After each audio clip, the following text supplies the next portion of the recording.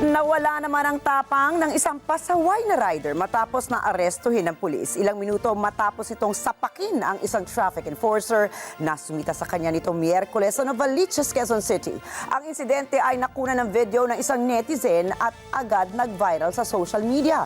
Batay sa ulat ng Novaliches Police Station, sinita at pinahinto ng traffic enforcer ang suspect na si James Vincent Ortega at angkas nitong babae dahil sa kawalan nila ng helmet.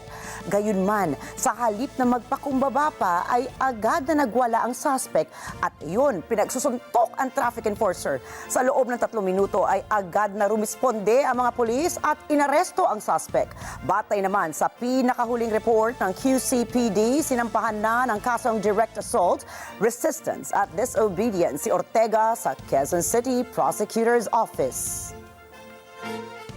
Maraming salamat sa inyong pagsubaybay sa Mata ng Agila Primetime. Para malaman ang matatag, matapang at matapat na mga balita, ay i-follow lamang at mag-subscribe sa @Net25 TV.